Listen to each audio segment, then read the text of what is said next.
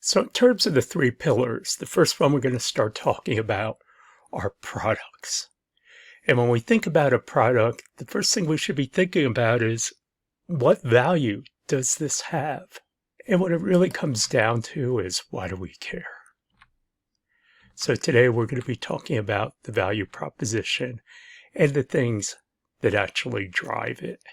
Now, in terms of mobile apps, okay, this is a little bit old, but it's still true. What's number one? Gaming. And for those of you, I've got games on my phone, which becomes super annoying with all those ads. But anyway, that's still valid. The problem with apps are there are too damn many of them. It's very difficult now to make money off of them. So we think about customers today. How do they think? Well, one is they take quality for granted. And this is why people don't buy name brands anymore, because quality is transportable. We're more price sensitive, meaning the companies are luxury, or the companies are discount or surviving, but the guys in the middle tend to get wiped out. We have an overwhelming number of options. Just go into your grocery store and look at chicken soup. Holy cow. We want things for us. And devices drive our choice, meaning we make most of our purchases via our phones. How do I create value? How do I deliver value? And how do I capture that value? That's what you're looking at with your products. How is technology unique from other businesses? Well, technology changes very rapidly, and so you have to change very rapidly with it. And a lot of tech companies get wiped out because they don't innovate fast enough. In terms of an enterprise, technology creates products which have to go to manufacturing, which you have to market, which you have to distribute, and you have to support. So in terms of your product offering, where does it fit in here? The value proposition is why I buy your product or service. This is the basis of how you relate to a customer. What do I value? We value three things: utility, emotion, and cost. Does it make my life easier? How does it make me feel? And how much do I got to pay? What kind of economic impact does it have on my life? Metrics, how do I measure it? And so when I talk about cost, it's like, is it a gain? Is it a loss? Or is it relevant to my life? What do I measure? And finally, based on that measurement, what is it worth? So as we talked about, psychological, functional, and economic. I use different words. Instead of functional, I also use utility or whatever, but it all means the same thing. And so when you look at a product, it's got to be one of those three things. These are values. Saying I have 32 gigabit isn't a value. Saying I have enough memory that I could put every picture that I'll ever take on my phone, that is a value, because that makes my life easier. 32 gigabits doesn't mean anything. And so in terms of emotion, the way we can really think about values is through Maslow. And some of you have seen this before, but Maslow broke down what our needs are. And so at the very bottom is psychological, like shelter, water, food. The next desire we have is for safety. Then it's love and belonging, esteem. How do we feel about ourselves? And self-actualization. Can we make ourselves the best we can possibly be? Products represent also one of these, but it could also have multiple values, like it could be cheap. How do people make decisions? Now, if you look at W.P. Carey, they'll give you like 400, reasons or values for a product. And not only that, but they'll talk about the buyer psychology and how they're in fact impacted by mommy and daddy and stuff like that. And I broke with that 10 years ago. And I said, I don't care what mommy and daddy tell you. What I'm interested in is how do you make decisions? And as it turns out, these theories I'm talking about right now, at the time, these guys were pretty much unknown. And now, as it turns out, they're Nobel Prize winners, which I think is really cool. And what they said is that, yeah, people are all different. We're inconsistent, but we're systematic, meaning when you make a decision, everybody goes through the same thing. You see something's a problem, you start looking for solutions, you evaluate the options, you make a choice, and based on that outcome, it impacts what you're going to do next time. And so what drives your decision making? From coming up with the best decision you possibly can. How much information can my brain take? And you got to admit, some people can hold a lot more up here than others. How much information is available to me? I mean, how many times have you gone, well, if I had known that, I wouldn't have done it. So you made the best decision you possibly could. And the other is time. For example, why do they put candy at the checkout counter? And it's because when you're at the checkout counter, you're under stress to hurry up and move through. And so when you look at candy, if you're given enough time to think about it, there's no reason why you ever need a candy bar. But when you look at candy, it becomes an impulse buy. And they do it by the counter so you don't have time to think about it. And this is why in other stores, all the little tchotchkes and stuff like that are all by the counter. This latter half, though, what do we want to drive? We want to tell people should they perceive their benefits? What preferences do they actually have? And how do they go about making choices? And this is called the marketing influence. This is what we try to do. And there's three kinds of rationality. People who are rational want the maximum return on what they're doing. Motivational means that you're either rational, you're low motivation, meaning you don't want much in change, or you're hedonistic, meaning you got to be pleased right then and there. And this affects how people do things in terms of know, feel, do. For example, people who are hedonistic, feel comes first, then they act, do, and then it's no. Oh my God, what have I done? In the middle is behavior rationality, where people don't come up with optimal answers, but they tend to follow certain tendencies. And these are some of the theories that we'll go over. Also, a big point is why in entrepreneurship where they always say, sell the pain, sell the pain. And the reason why is pain is 3 times the value of gain. And so, considering it's 3 times more, pain relievers tend to be easier sells. Now, of course, it depends where you are on this curve. Like if you're selling down at the bottom, like you're a homeless person, all of a sudden a hamburger can create a lot of joy in your life or lessen a lot of pain. On the other hand, if you're up here, like say Mark Cuban, giving him $10 million makes absolutely no difference in his life. He's worth over $7 billion. Even Mark Cuban, you might have seen that cinematic masterpiece, Sharknado. I think it was 3. But anyway, Cuban was president of the United States. And the director wanted Cuban to get mad.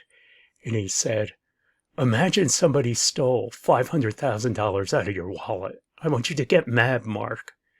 And Cuban said, if $500,000 was missing from my wallet, I wouldn't even notice. So, different kind of people. These are the types of things that make your life easier, whether it's time, how much do I have to put into it, how is it delivered, all these things make my life easier. Now, in terms of economic, the value is what do I get back minus my cost?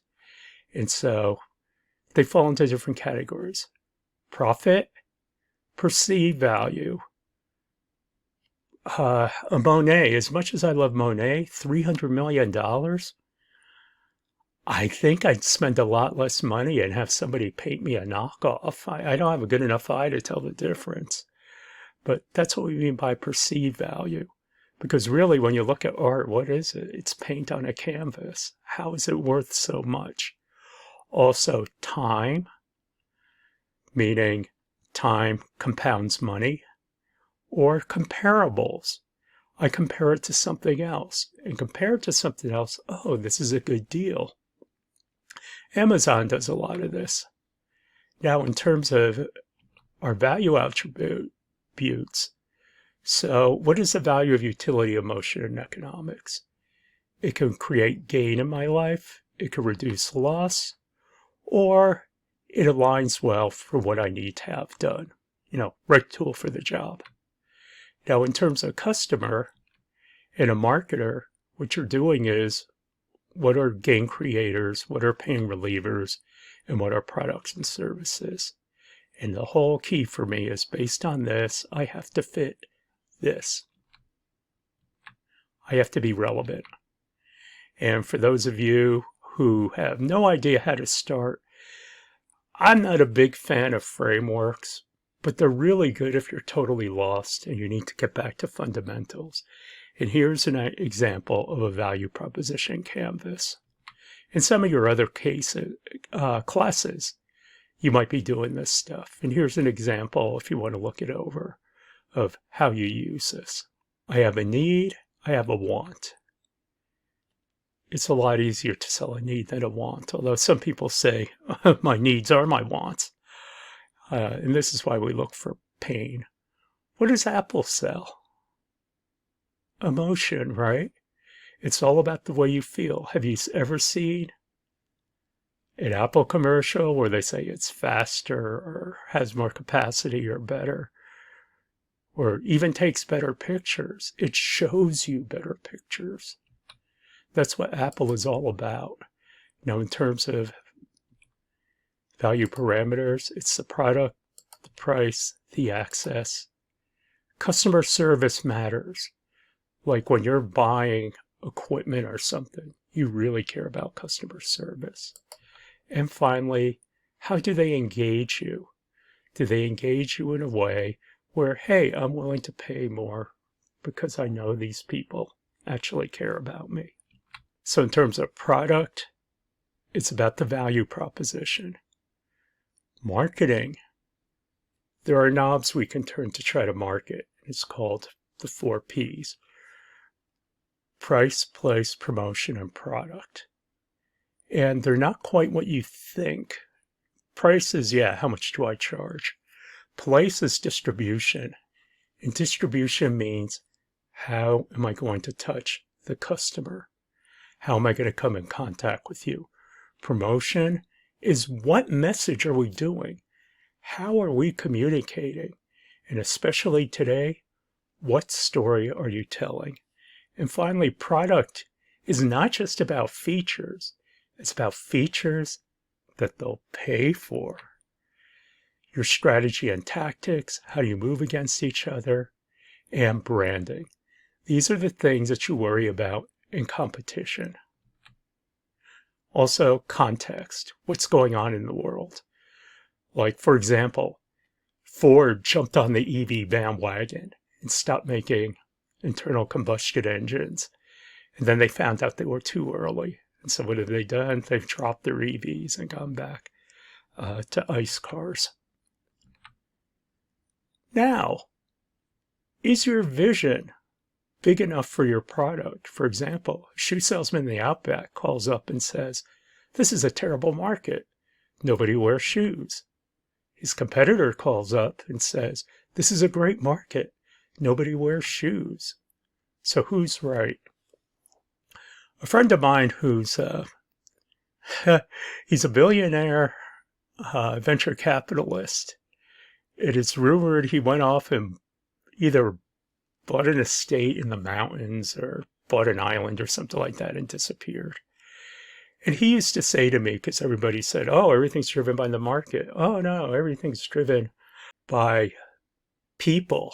And what he said is, oh, forget that. That's all baloney. It's still about the product. And what he said is, I take a product and I hold it up and I look at it. And if I see value in it, I'm going to find a way to extract that value. You may not be the one to do it, because if you fail, I have somebody who can replace you. But I will get that value out. And that's what he was very good at.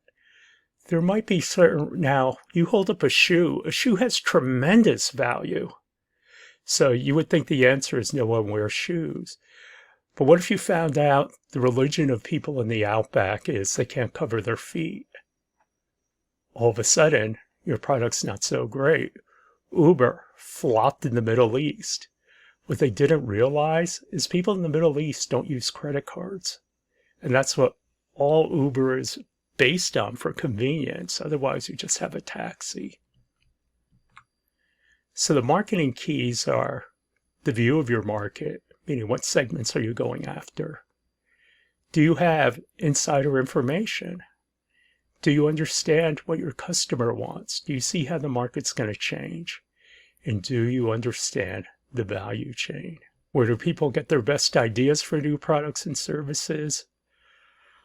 You have to be really, really careful about totally relying on customers to get your ideas.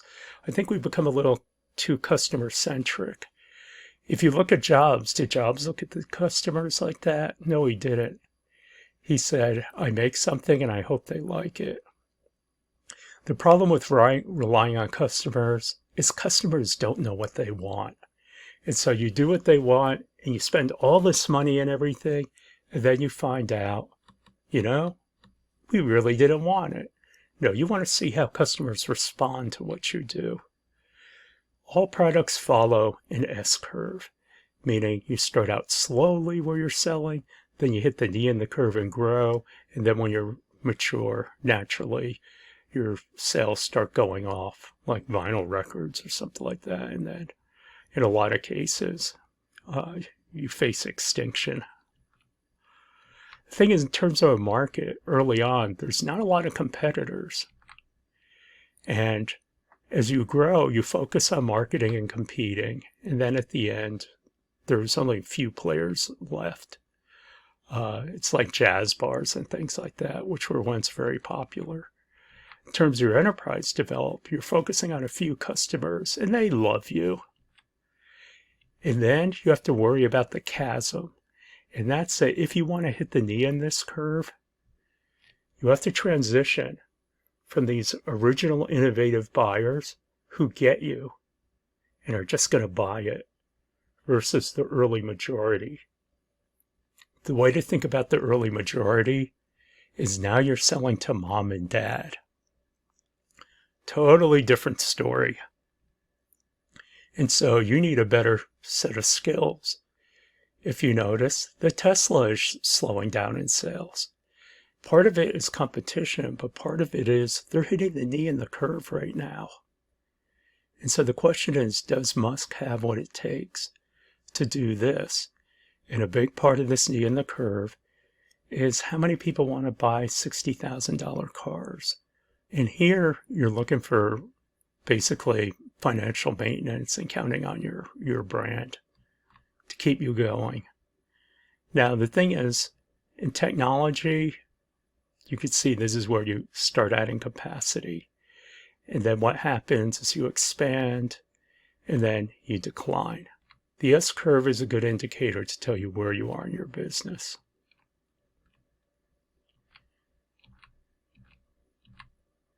Now, we're not going to play this, but this is a game called Snake Oil. You might want to do this with your friends or something like that. And what it is you take these 5 words, you're selling to a dictator, and come up with something. Banana school, because dictators create banana republics. How do they learn to have a banana republic? They go to banana school. And it gives you practice in pitching. Basically, you could do things in quick questions. The thing is, what are the dynamic events that take place? a change in business model, a change in competitors, a change in manufacturing, a market shift. Network effects, meaning when you have two networks competing against each other, eventually people tend to tip from one to the other. And is there a total technology change? The Digital Equipment Corporation, which was once the second biggest computer company in the world behind IBM, failed almost overnight. And it's because Ken Olsen never believed anybody would want a PC. And so basically Apple killed them. The thing is, these dynamic events affect your strategy of what you do for a product. Now, here's an example of a technology S-curve. When we look at the watch, first watches were horribly inaccurate. And then they came up with the torque cam, which got it to like within 20 minutes. Then the balance spring finally got the watch to within 5 to 10 minutes. And they kept improving that for mass production. They came up with standards. Then came the Sapphire standard. So like every watch today is like damn accurate to within a minute over a year. They came up with the electric watch, you know, those little red LED watches. Those were $300 to $500 when they first came out. Then the novelty of that wore off. And then a little company in Switzerland realized, what are the values in a watch? And one is to tell time, but everybody can tell time now. So it's not a unique value.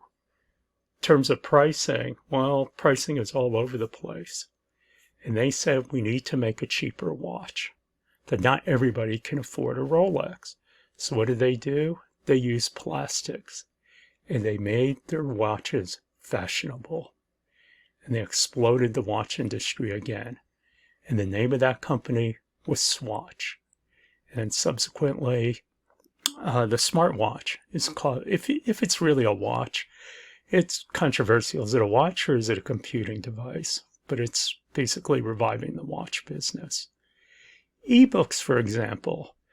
In 2001, when I was in business school, we had a poll, and we said 15 years from now, so we're talking about 2016, what percent of the market will be ebooks? And I said 25%. I was skeptical. Everybody in my class is saying 70%, 90%.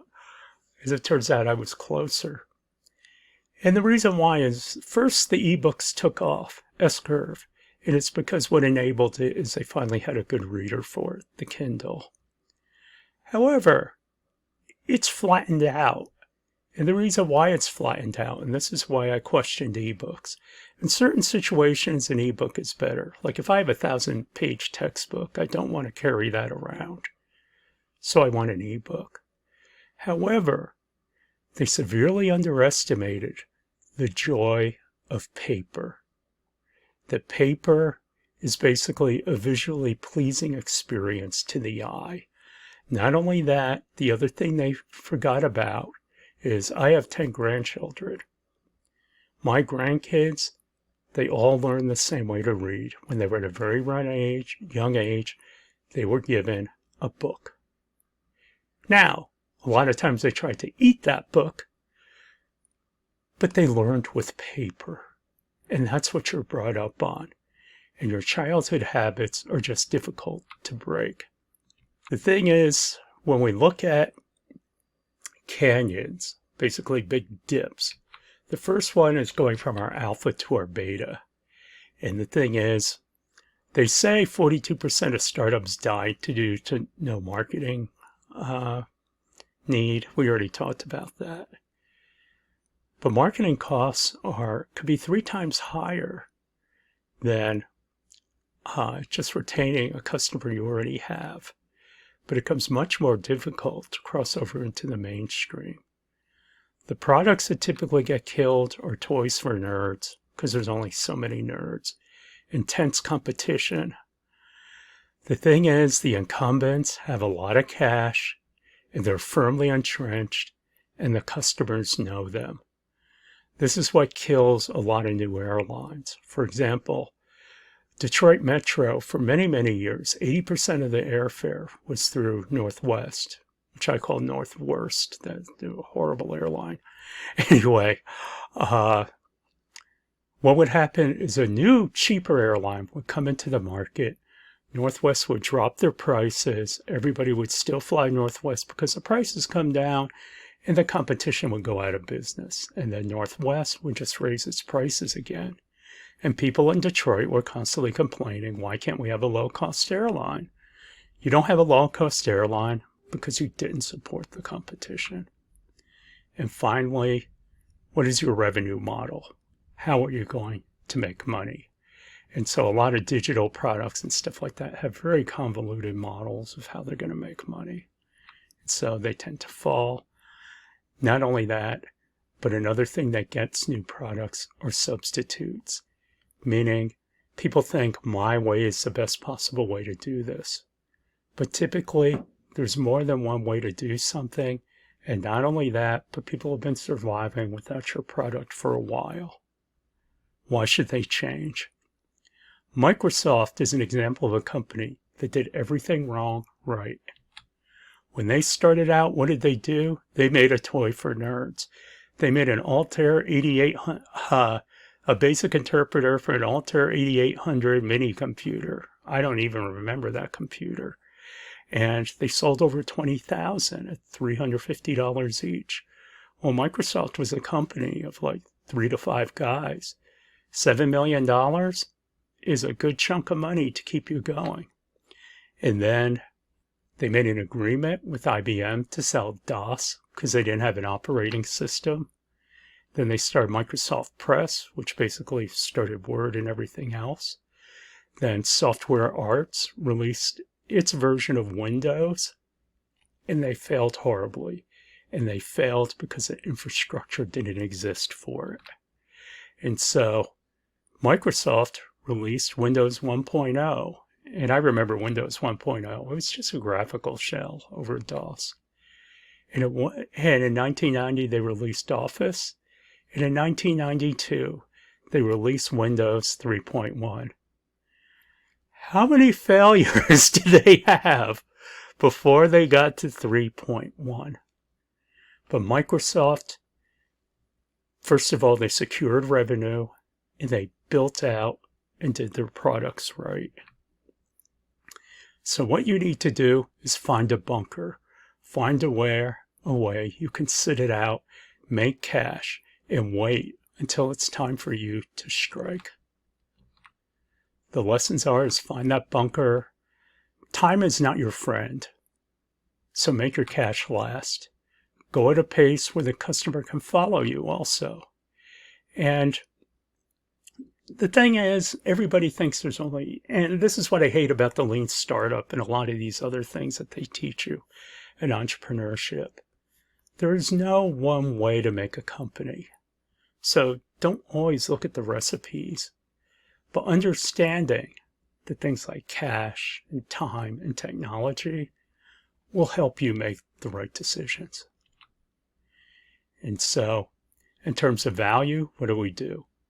We look at references, basically what already exists. We compare it to other things.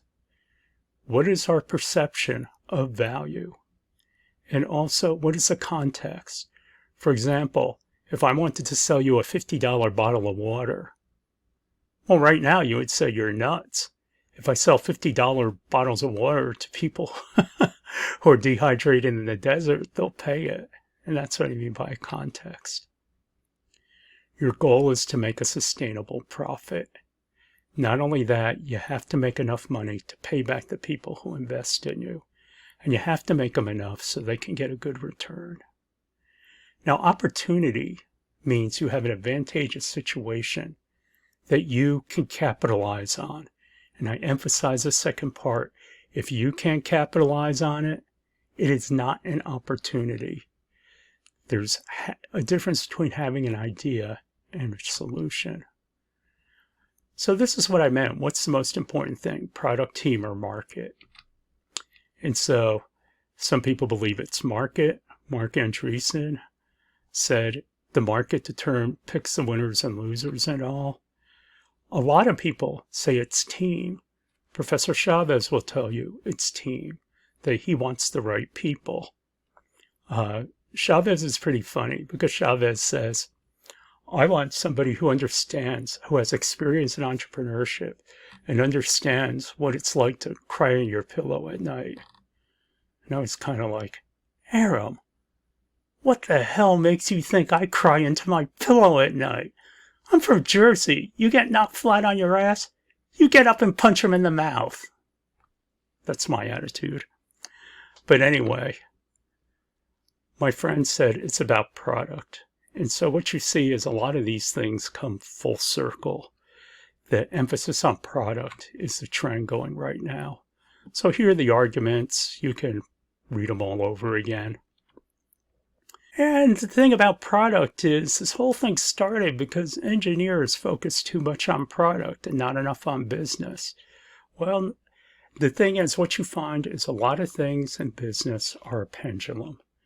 And the pendulum swings too far, and then you got to swing it back because it's starting to become a detriment.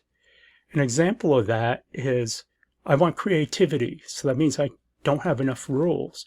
But then you have chaos, and you have mistakes, and you have duplication of effort. So you bring order in, you bring in rules, you bring in documentation. But then that becomes so much the focus that people aren't creative anymore. Then you got to swing the pendulum back. And so what's happened is the pendulum swung too far towards marketing and needs to swing back more towards the product. Is it a zero-sum game? It all depends, meaning is there a winner and a loser? It all depends. But what you should focus on. What do you excel at? What are you special at? In order to be the best company, you have to excel at one of three things. You either have to be the best product, the best price, or customer intimacy. For example, GoPro camera is not the best product and it's not the best price. However, they have great customer intimacy. And when they got away from that, their market share dropped. And it's because they understand the extreme sports star. And that's who they marketed to. And those were the guys who pushed their brand. And then they became a company about money. And that's what did them in. When you see a company solely looking at profits, that's the beginning of the end because they're not trying to excel at anything anymore. Is increasing enrollment by 20% next year a goal? No, goals are not numbers like this or increasing my sales or whatever. It's what you do to make that 20%. And so raising awareness or something like that, that's a goal. And so these are the things you have to answer for the value proposition. What's the value? What is it that it's actually giving you? And how much of it is it actually creating? And that's the value proposition. It's why customers purchase a problem, unlocking value. I have to worry about the chasm. And that brings us to the end of this lecture.